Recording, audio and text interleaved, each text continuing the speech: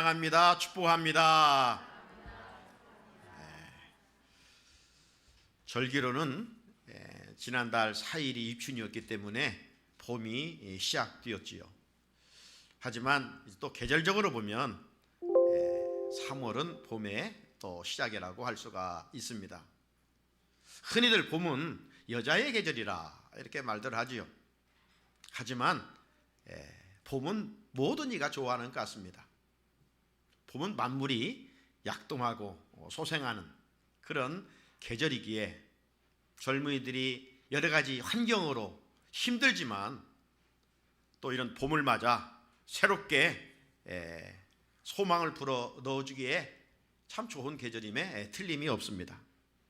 젊은이들 뿐만 아니라 나이 드신 분들에게도 봄은 좋은 계절인 것 같아요.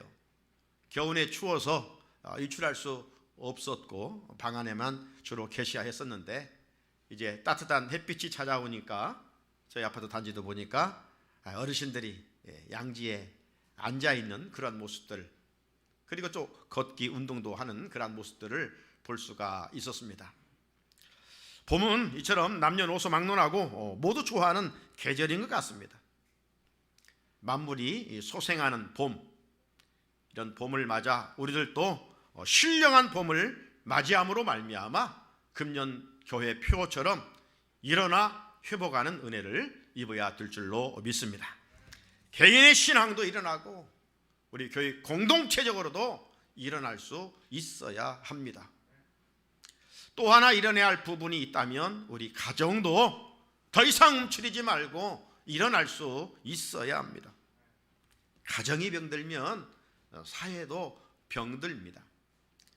여러분, 지난번 광주에서 아파트를 건축하다가 갑자기 무너지면서 엄청난 피해를 가져온 뉴스를 본 적이 있습니다.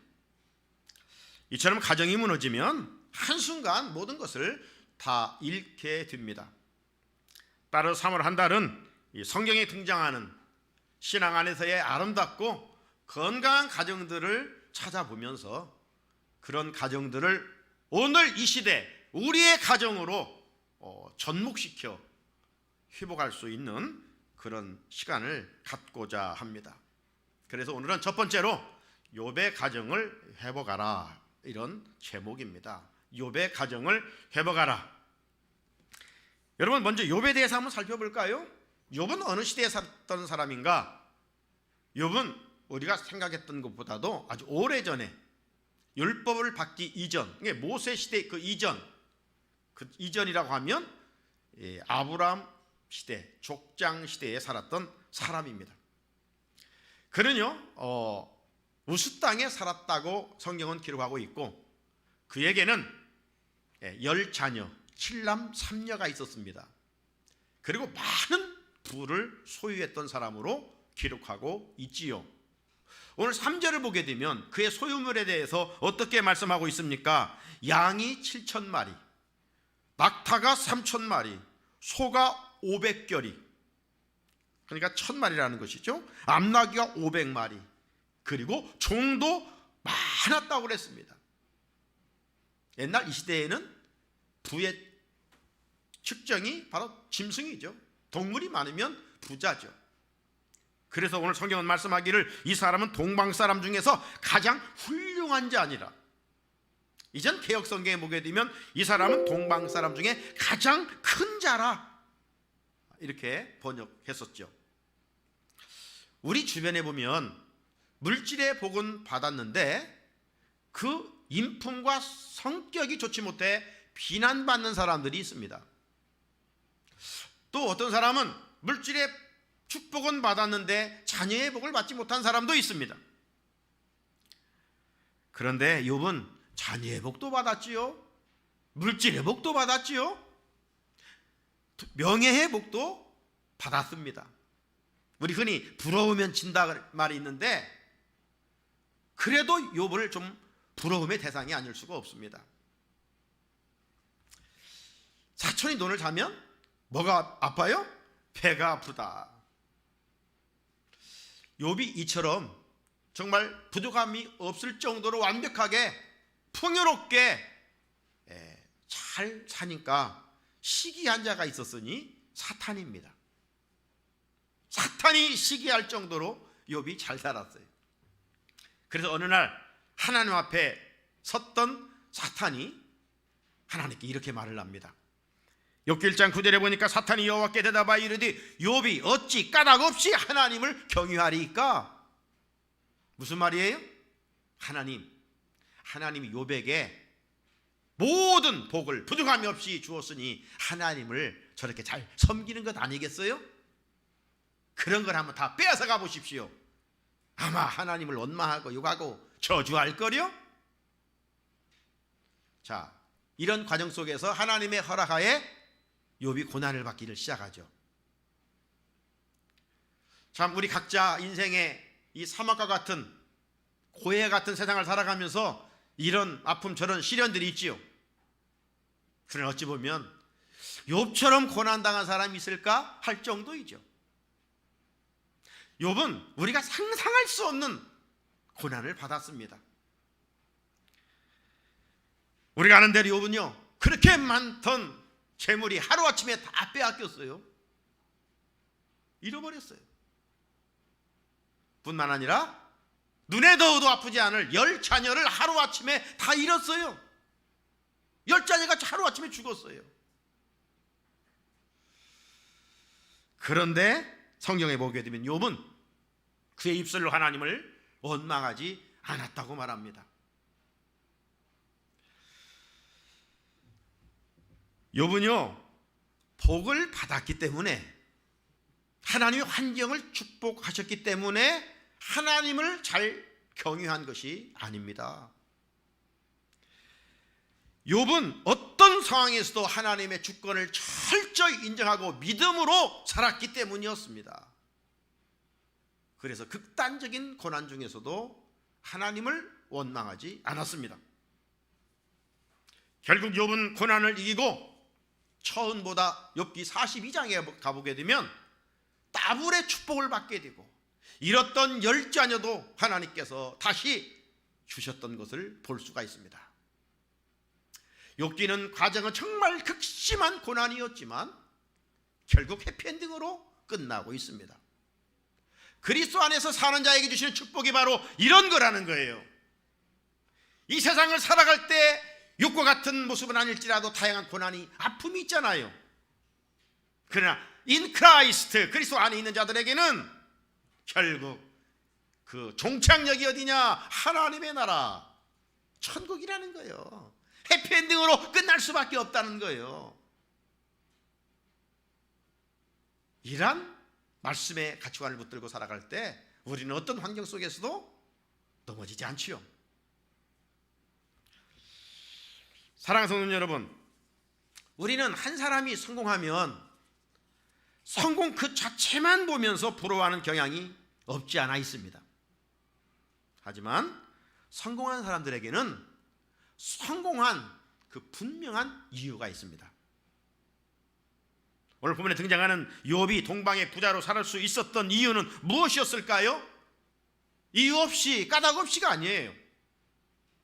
욥의 신앙과 그의 성품 때문이었습니다. 오늘 읽은 1절 같이 한번 읽어볼까요? 시작. 우스 땅에 욥이라 불리는 사람이 있었는데 그 사람은 온전하고 정직하여 하나님을 경유하며 악에서 떠난 자더라. 아멘. 이거 보통 칭찬이 아니죠. 칭찬을 넘어 하나님께서 욥을 극찬하고 있습니다. 그런데 하나님께서 욥을 극찬하는 이것이 여기 1절 한 번만 읽는 것이 아니라 성경을 한번 보시면 1장 8절에도 또 한 번 있고요, 2장 3절에도 또 한 번 있습니다. 3번에 걸쳐서 욥을 하나님이 막 칭찬을 넘어 극찬을 하고 있어요. 여러분, 가정에서 우리 부모들은 자녀들이 잘 되면 다른 사람에게 막 자랑하고 싶잖아요. 우리 아들이, 우리 손자가 자랑하고 싶잖아요. 하나님께서 욥을 3번씩 칭찬하셨다는 것은 배 아파하는, 시기하는, 축복받으니까 하나님을 잘 섬기는다고 하는 사탄에게까지 자랑하고 싶었던 거예요. 사도 바울도 보게 되면 그는 결혼을 하지 않아 혈통적인 자녀는 없었지만 전도하고 선교하여 교회를 세우고 그 안에 성도들이 자기 아들 같았잖아요. 딸과 같았잖아요. 그래서 바울은 늘 아비의 심정으로 훗날 주님 앞에서 그 성도들이 믿음 생활을 잘하여 자랑하고 싶었어요. 목회자들도 마찬가지예요. 모이면 교회 안에서 있었던 미담을 자랑합니다. 우리 교회는 이런 일이 있었어, 우리 교회는 저런 일이 있었어, 자랑합니다. 우리 성도들도 누구의 입을 통해서든지 자랑할 수 있는 사람들이 되시기를 주님의 이름으로 축복합니다. 자랑거리가 돼야 되죠. 그렇다면 하나님께서 욥의 어떤 면을 칭찬하셨을까요? 자, 다시 1절에 한번 조명해 보면 욥의 신앙과 성품에 대해서 온전하고 정직하여 하나님을 경유하며 악에서 떠난 자라고 했습니다.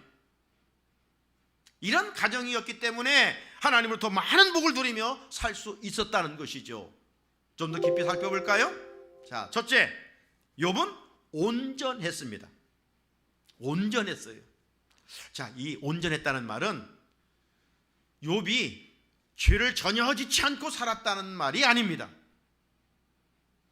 아담의 후손들은 의인이 없지요. 다 죄인이지요. 좀 죄를 덜 짓고 안 짓고 이런 차이지 다 죄인이에요. 의인이 하나도 없어요. 따라서 욥이 여기 온전했다는 말은 욥은 어떤 환경 속에서도 하나님의 말씀대로 살려고 애를 썼다는 겁니다. 여러분은 어떻게 하루하루 살아갑니까? 욥은요, 이 행동을 하기 전에 이게 하나님의 말씀을 따라 사는 것인가, 그렇지 않은 것인가? 말씀이 기준이 됐다는 겁니다. 기준이. 욥의 행동 방식의 기준은 항상 하나님의 말씀이었다는 거예요. 욥도 인간인지라 누구를 미워할 수도 있고 말씀에 불순종한 부분도 분명 있지 않았겠습니까? 그러면 그 죄를 그냥 마음에 새겨놓고 품고 있었던 것이 아니라 말씀이 있으니까 남을 미워하면 안 되지 하면서 마음을 찢으면서 세리처럼 하나님 앞에 통회하면서 늘 성결한 모습을 유지했다는 것입니다. 그래서 성경을 읽다 보면 의인 세 사람을 이야기합니다.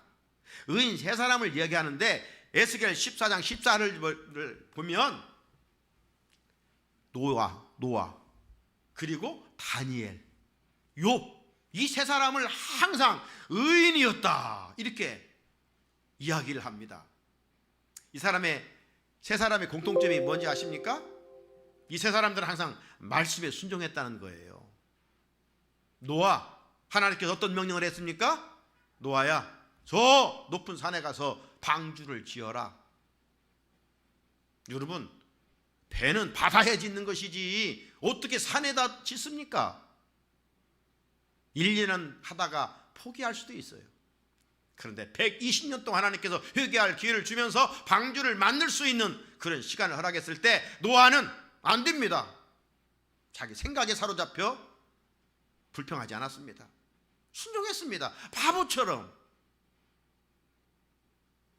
그래서 노아는 의인이라고 인정받았습니다. 다니엘은 누굽니까? 청소년기에 바벨론의 포로로 잡혀갑니다. 왕의 산이지미를 먹으니 얼마나 좋겠어요. 그런데 이방 신전에 바쳐진 우상으로 자기 몸을 더럽히지 않냐고 그 청소년기에 하나님께 뜻을 정하고 살았어요. 하나님께 뜻을 정하고 살았다는 건 뭐예요? 하나님의 말씀에 기준이 되어 살아갔다는 것입니다. 그래서 말씀이 아니면 아닌 것이고 맞으면 맞는 거예요. 이렇게 살아갔을 때 다니엘을 의인이라. 욥도 마찬가지입니다. 어떤 상황 속에서도 말씀이 그 행동의 기준이 되었습니다. 하나님 욥의 이런 모습을 온전하라고 말씀하셨어요. 이러한 삶이 욥에게 복의 통로가 되었던 것이죠. 사랑하는 성산의 성도 여러분, 그리스도의 행동 기준은 어떤 전통이나 상식이나 지식이 아닙니다. 하나님의 말씀이 되어야 됩니다. 하나님의 말씀. 말씀은요, 신령한 나침판입니다. 말씀은 어두운 세상에서 어디로 우리가 걸어가야 될 것인가 진리로 인도하는 빛과 등불이 되는 것입니다. 그래서 시편 119편 105절에 보게 되면 주의 말씀은 내 발의 등이요 내 길의 빛이니이다. 가깝고 먼 곳을 우리가 가야 할 때 우리를 환하게 인도하는 것이 하나님의 말씀이라는 거예요. 이제 우리도 욥처럼 이 악한 세상에서 말씀만이 내 행동의 기준이 되어 살아갈 수 있기를 주님의 이름으로 축복합니다. 그러면 온전한 삶을 살아갈 수가 있는 것이죠. 의인으로 칭찬받는 것이죠. 둘째, 욥은 정직했습니다. 욥은 사사로운 이익을 위해서 거짓과 타협하지 않았습니다. 왜? 욥에게 하나님을 두려워하는 마음이 자리 잡고 있었기 때문에. 오늘 그리스도인조차도 하나님을 두려워하지 않아요. 그러니까 믿는다고 하면서 자기 생각대로 세상 가치관대로 살아가는 것이죠. 욥은 하나님을 두려워했기 때문에 불신자들이 볼 때 나를 어떻게 평가할까 의식한 겁니다. 여러분 그런 생각을 가지고 살아가십니까? 나는 분명 그리스도인이요, 내 주변에 믿지 않은 자들이 있는데 믿지 않은 자들이 나를 어떻게 평가할까?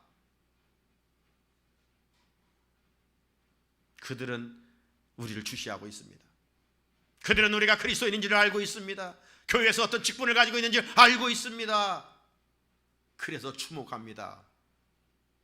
그래서 우리보다 더 큰 죄를 그들은 졌을지라도 우리가 작은 죄를 지면 그걸 참지 못하고 믿는 것들이 하면서 비난합니다. 욥은요 도덕적으로 탁월하게 살았습니다. 하나님은 십계명을 통해서 우리에게 이런 말씀을 했습니다. 출애굽기 20장 16절에 내 이웃에 대하여 거짓 증거하지 말라.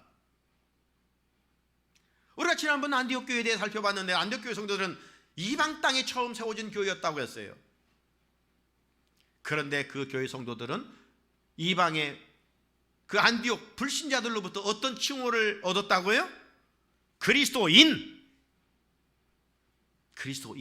예수 믿는 사람들, 예수쟁이들, 나쁜 의미에서가 아니라 그들은 좋은 칭호를 받았어요. 그것은 저들이 손해를 봐도 말씀을 붙들고 진실하게 살았기 때문입니다. 안디옥 교회 성도들은 믿지 않는 자들과 언어와 행동과 양심이 달랐기 때문입니다.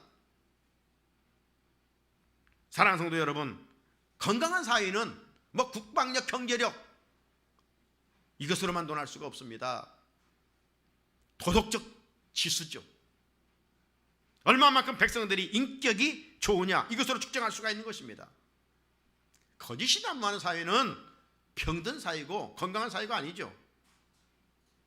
미국은 이 공직자의 거짓말을 가장 큰 죄로 규정합니다. 음란한 죄까지도 그들은 좀 이렇게 지나가요.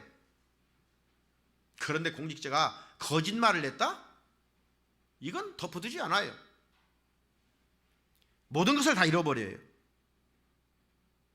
닉슨 대통령의 워터게이트 사건이 그런 것 아닙니까? 어제 그제 우리는 이제 사전 선거가 시작됐습니다. 그럼 공식적으로 이제 이번 주 수요일은 20대 대통령의 선거일입니다. 그동안 몇 차례 선거 토론 방송을 지켜봤는데 여러분 참 가슴 아프죠? 차악의 사람을 선택해야 된다는 참 이상한 이번 선거입니다. 명분 될 사람이 선거 나타나지를 못하고 있는 참 안타까운 그런 현실입니다. 그런 가운데 서로 후보자들끼리 거짓말한다고, 당신이 거짓말한다, 당신이 거짓말한다고, 참으로 슬픈 현실이에요. 그렇다면 사람들이 왜 거짓말합니까? 왜 우리가 살아가면서 거짓말합니까? 거짓말이 좋지 않다는 건 다 아는데 왜 거짓말합니까? 마음에 악한 마귀가 침투하기 때문에 그렇습니다. 마귀 사탄은 거짓의 아비라고 했어요.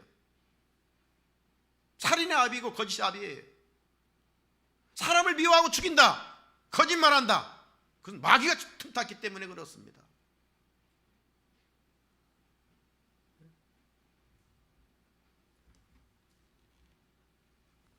공중권세 잡은 악한 사탄의 지배를 받으면 세상 사람들은 흔히 이런 말을 하잖아요. 거짓말을 하지 않으면 살 수 없어.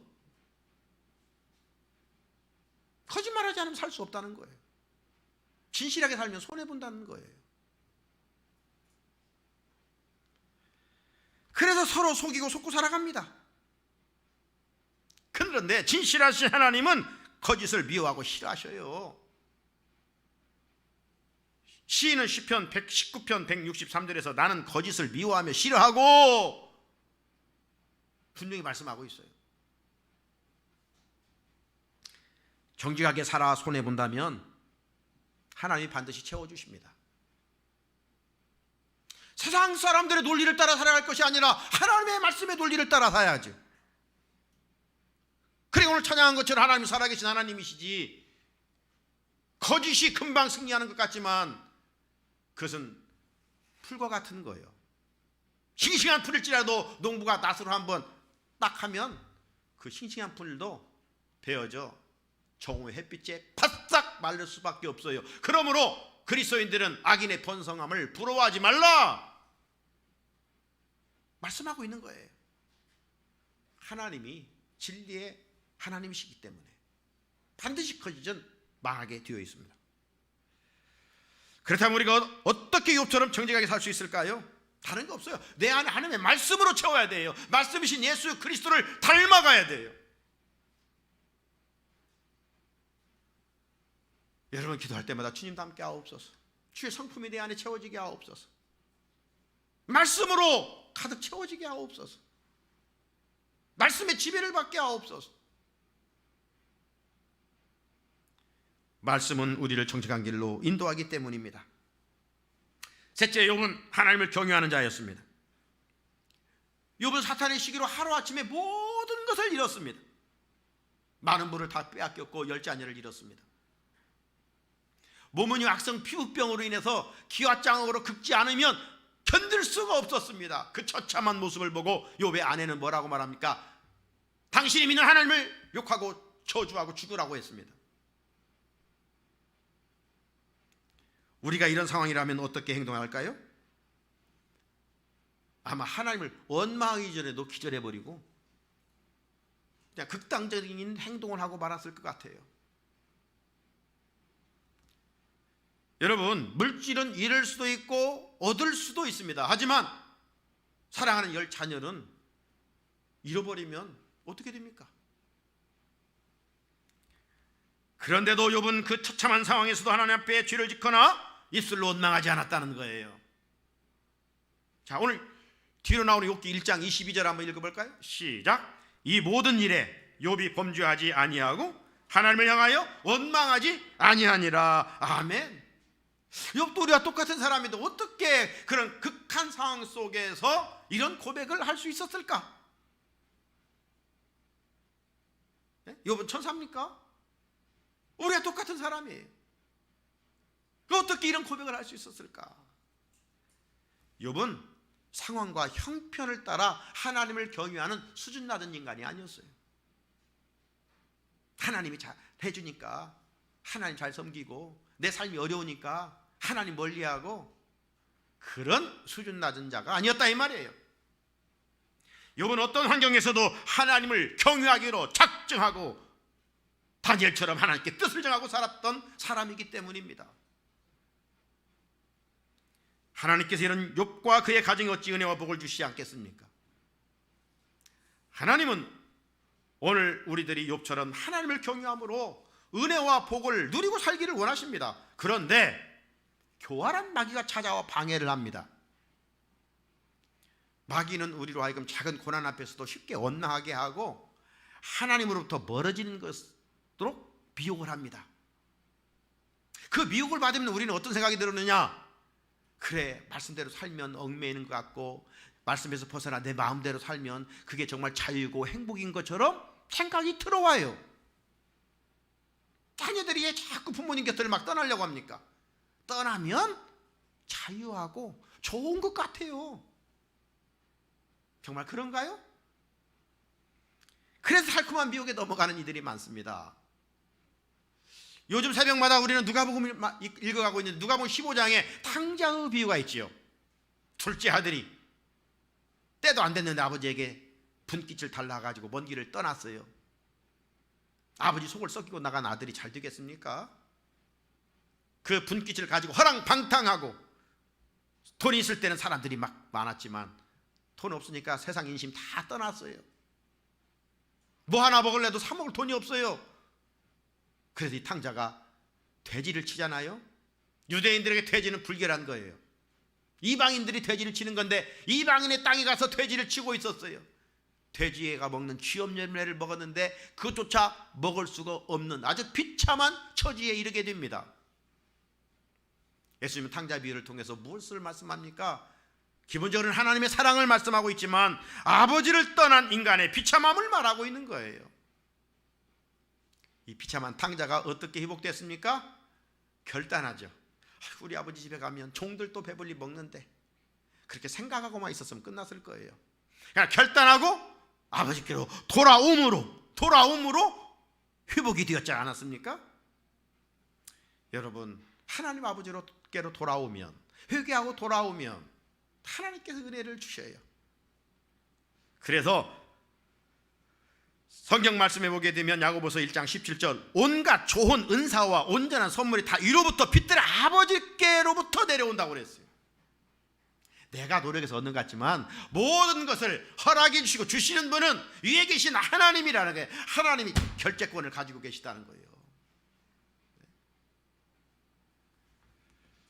그러므로 하나님 없는 삶은요, 헛되고 무익한 거예요. 그럼 우리가 어떻게 살아야 되겠습니까? 전도자 솔로몬의 고백을 들어보십시오. 마지막 12장 13절에 일의 결국을 다 들었으니 하나님을 경유하고 그의 명령들을 지킬지어다. 이것이 모든 사람의 본분이니라. 모든 사람의 본분이 뭐예요? 하나님을 잘 경유하는 거예요. 경유하지 않으면 헛되니 모든 것이 헛되다는 거예요. 남은 생에 어떻게 살고 싶습니까? 한량 많은 이 마지막 때에 자고 일어나면 염려 근심이 가득한 이 세상을 어떻게 살고 싶습니까? 두려움에 갇혀 살다 끝나버리겠습니까? 욥과 솔로몬처럼 하나님을 잘 경외함으로 은혜를 입는 가정이 되어야 하지 않겠어요? 넷째, 욥은 악에서 떠난 자였습니다. 여기 악에서 떠났다는 것은 악을 기피했다는 겁니다.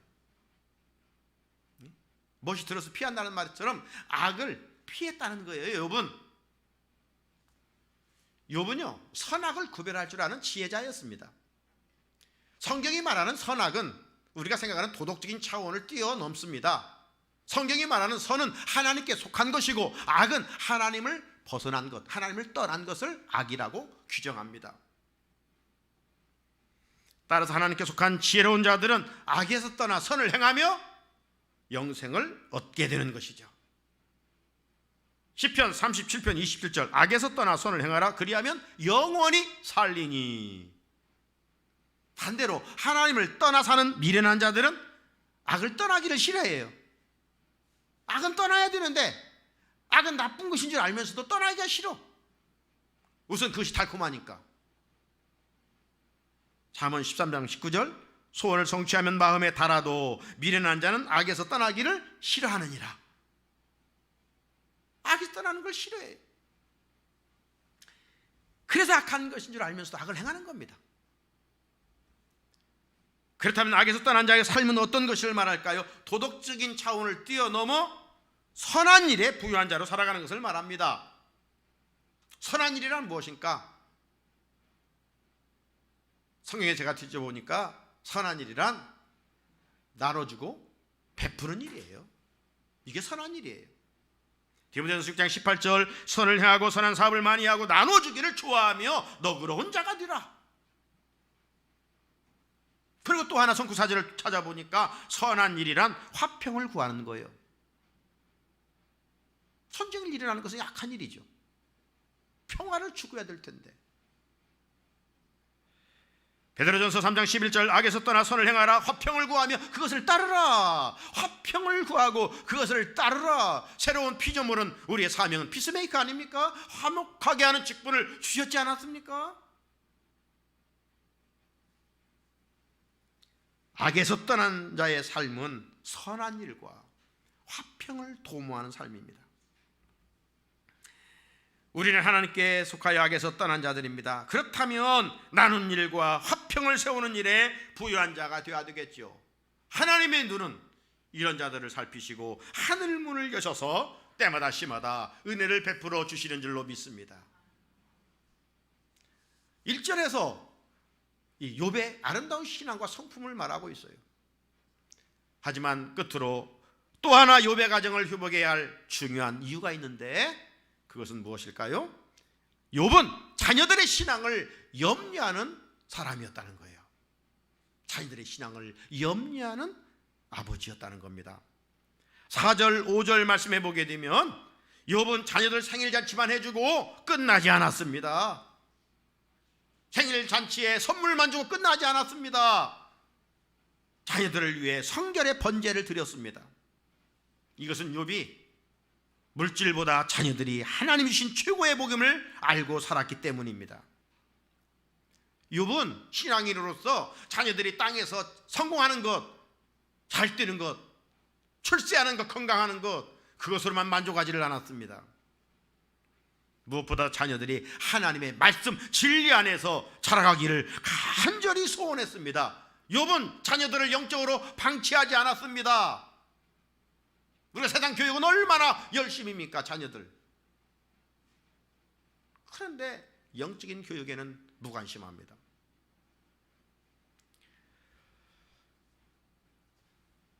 욥은 죄를 멀리하며 자녀들이 거룩하게 살기를 소원했습니다.